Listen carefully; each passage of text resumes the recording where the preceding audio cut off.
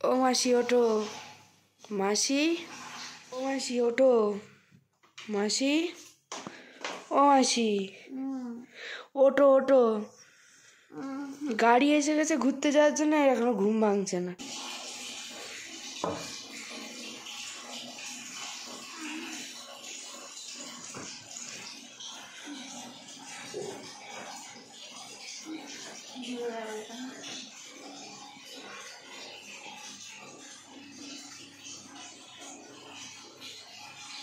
Good morning.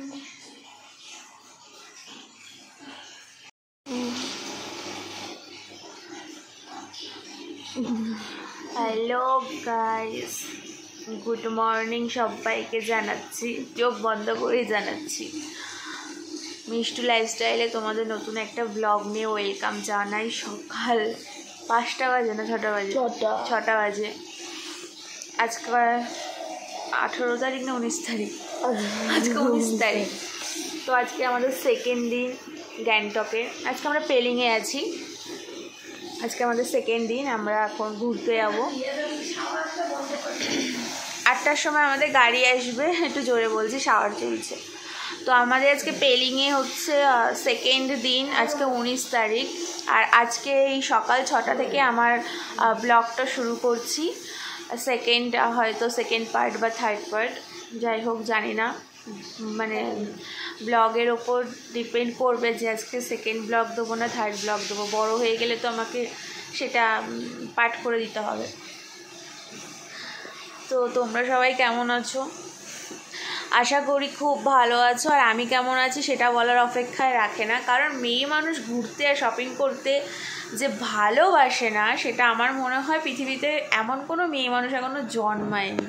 তো আমি তো ঘুরতে আর শপিং করতে ভীষণ ভালোবাসি। আমাকে কাউকে খেতে দিতে হবে না, আমাকে শুধু ঘুরতে দিলে হবে আর একটু শপিং করালেই হবে। আমাকে না খাইয়েও রাখলেও চলবে। তো এখন 6টা বাজে, ঘুম থেকে সবাই উঠে গেছে, আমি লেট করেছি কারণ আমি দেরি করে ঘুমাই, তো লেট করে উঠি আমি। তো উঠে পড়েছি। তো চলো, উঠে আগে আমি তোমাদের একটা জিনিস দেখাবো, যে আমাদের যে উইন্ডোটা আছে, উইন্ডো যে কাঁচটা আছে, কাঁচটা কি অবস্থা হয়েছে, মানে বরফে আমি মানে কিচ্ছু দেখা যাচ্ছে না বাইরেটা। আমি আগে তোমাদের সেটা আগে দেখিয়ে নিই, চলো তোমাদের ওটা দেখিয়ে দিই কি অবস্থা। দেখো দেখো,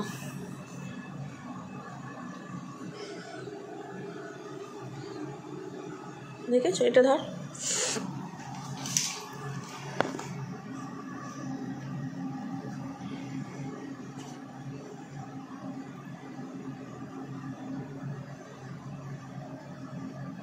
দেখো কাজ না থাকলে মানুষ কত রকমের অকাজ করে। যদিও আমি এগুলো করতে ভালোবাসি। গাড়ির সিটের ওপর যখন আমার এরকম শিশির পড়ে, তখন কিন্তু আমি এরকমই করি, আমার কিন্তু খুব ভালো লাগে। তো এই দেখো পুরোটা সাদা হয়ে রয়েছে, কিচ্ছু দেখা যাচ্ছে না, দেখছো? দেখো বাইরেটা। আর এদিকটা আমি কালকে দেখিয়েছিলাম না পাহাড়টা, এই দেখো পাহাড়টা।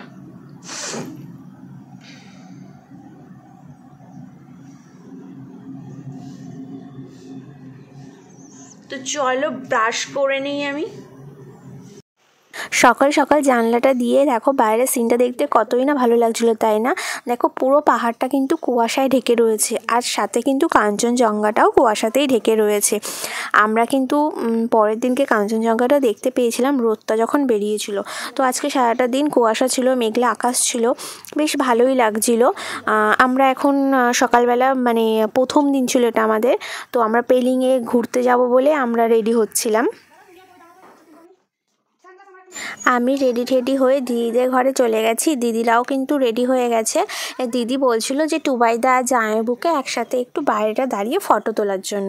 তো ওরা ব্যালকনিতে গিয়ে একটু ফটো তুলছিল, মর্নিংয়ের কিছু ফটো তুলছিল, আর আমি পুরো ভিডিওটা ক্যাপচার করছিলাম। আর এই দেখো আমি কিন্তু চলে এসেছি রেডি হয়ে।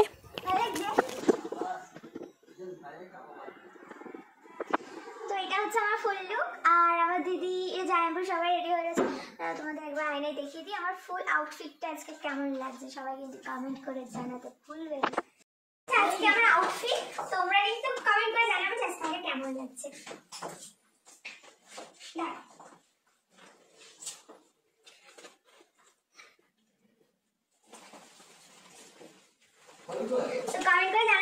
কেমন লাগছে, ঠিক আছে? আমার সাথে সাথে সবার আউটফিট আজকে আমি দেখিয়ে দিচ্ছি, চলো। তো এটা হচ্ছে আমার দিদির আজকে আউটফিট, জানি ওকে কেমন লাগছে, আমার তো খুব ভালো লাগছে। এটা আমার মাসি, এটা আমার আজকে মাসির আউটফিট। নিচে একটা প্যান্ট পরেছে, উপরে একটা শর্টস টপ আর একটা সোয়েটার পরেছে। আর এটা হচ্ছে আমার বোনজি, দিদির মেয়ে, ও আজকে জিন্স আর একটা টপ পরেছে, পায়ে হাঁটার শু পরেছে।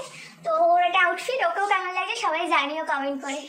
এই সবচেয়ে বড় যে মেন হিরো, তাকে তো দেখাতে বাকি আছে। এটা হচ্ছে আমার জিজু, এটা আমার জিজুর আউটফিট আছে, সবাই কমেন্ট করে জানিও। তো চলো আমরা পুজো কোথায়, তো পুজোর আউটফিট বাকি আছে, পুজোর আউটফিটটা দেখাচ্ছি তোমাদের। আমরা এখন ব্রেকফাস্টে যাবো, এখন বাজে 8:30 মতো। তো চলো ওখানে গিয়ে দেখা হচ্ছে। এখন ব্রেকফাস্টের দিকে যাচ্ছি, কালকে যেখানে আমরা লাঞ্চ করেছিলাম ওখানটাতে। আমি একটা রুটি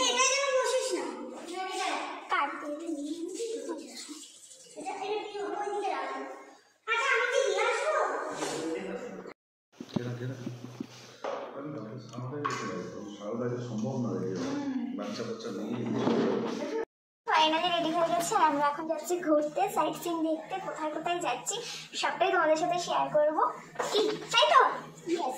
তো সবাই ভিডিওটা দেখো। এই বেরোলাম, তো এখন আর ভিডিও ক্লিপ নেবো না, পুরো স্পটে গিয়ে লোকেশনে গিয়ে ভিডিও করবো, কারণ ফোনে বেশি চার্জ নেই, অনেক ভিডিও করতে হবে। তো চলো সাথে থাকো, আর আমরাও যেখানে যাব সেখানেই তোমাদের সাথে, মানে সেখান থেকে ভিডিওটা কন্টিনিউ করবো। আর তোমাদের সাথে সাথে আমিও সাইট সিন দেখবো, তোমাদেরকেও দেখাবো। এখন সিঁড়ি থেকে নামছি।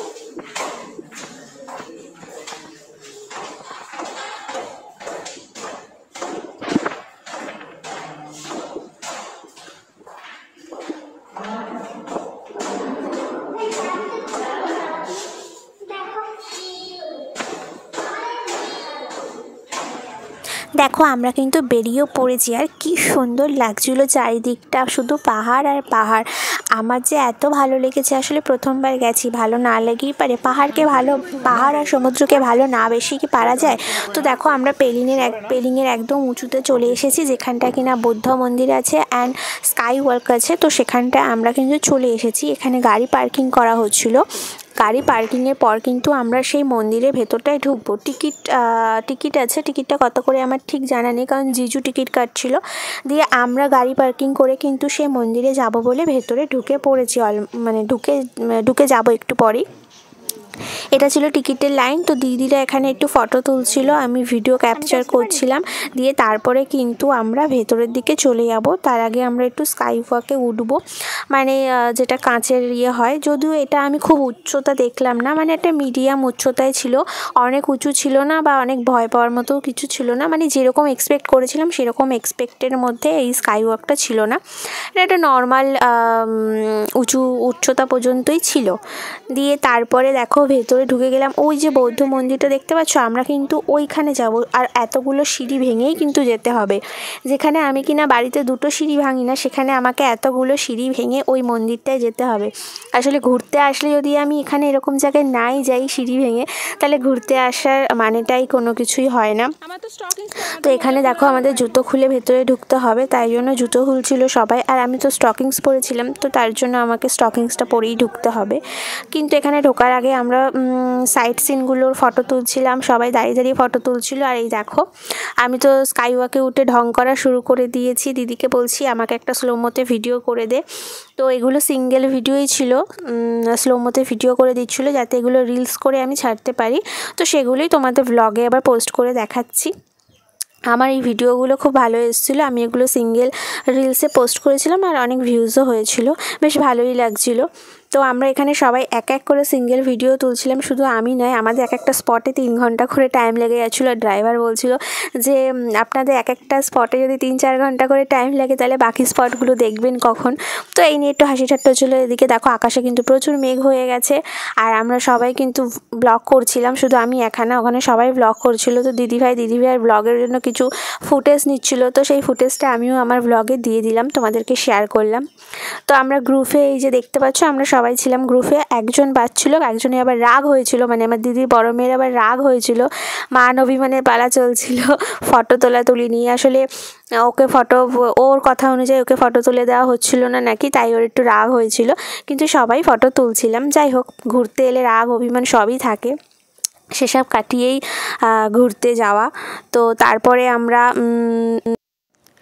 দিয়ে আজকে ছিল আমাদের ফার্স্ট ডে, মানে আমরা পেলিংয়ে কালকে এসেছিলাম, দিয়ে আজকে সকাল থেকে আমাদের ঘোরাঘুরি স্টার্ট হয়ে গেছিলো। তো আজকে ছিল আমাদের প্রথম এটা স্পট, মানে আমাদের ঘুরতে যাওয়ার প্রথম লোকেশন ছিল এই পেলিংয়ের বৌদ্ধ মন্দিরটা।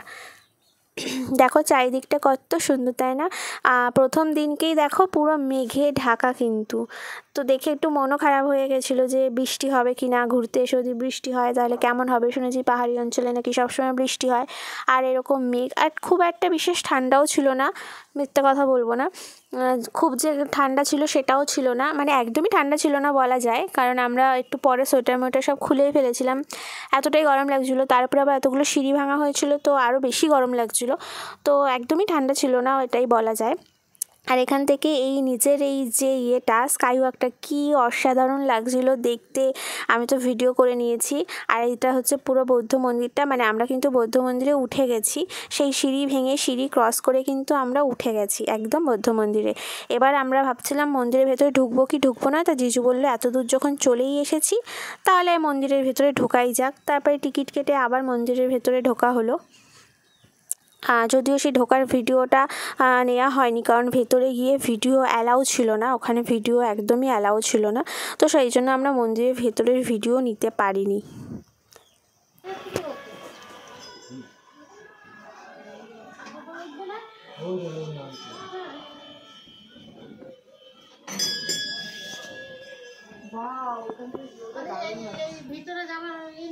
এই তো কি তো যাবো তো, চলো আগে ওপরটা ঘুরে নি, তারপর বাইরেটা পরে ঘুরবো। হাই মানু, ওপরে চল, মন্দিরের ওপরে যাবে কি? যাবো। হ্যাঁ।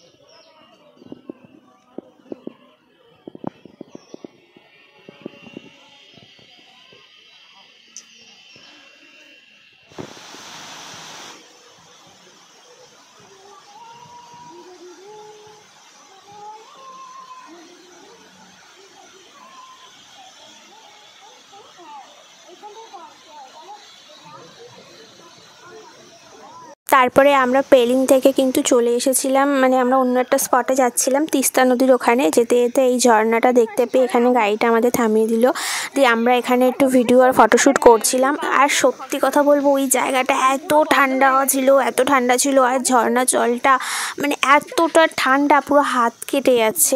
আর ওই জায়গাটা একদম নিস্তব্ধ আর ঠান্ডা ছিল, এত ভালো লাগছিলো কি বলবো। তো চটপট করে আমি ওপর থেকে নামলাম। সত্যি কথা বলতে ওপর থেকে নামা অতটাও সোজা ছিল না, মানে পাথরগুলো সব এবড়ো খেবড়ো হয়েছিল, পড়ে গেলেই পুরো দাঁত কপাটি খুলে যেত, তো সেই জন্য মানে দেখে নামতে হচ্ছিল। নেমে ওখানে দাঁড়িয়ে এত ভালো ভালো ফটো এসছে, আমি তোমাদেরকে ফটো লাস্টে শেয়ার করে দিচ্ছি ভিডিওটার এন্ডে। এত সুন্দর সুন্দর ফটো এসছে, মানে ভাবনার বাইরে। তো আজকে ভিডিওটা বড় হয়ে যাবে বলে আজকে এই অবধি রাখলাম। তোমরা সবাই ভালো থেকো, সুস্থ থেকো, টাটা।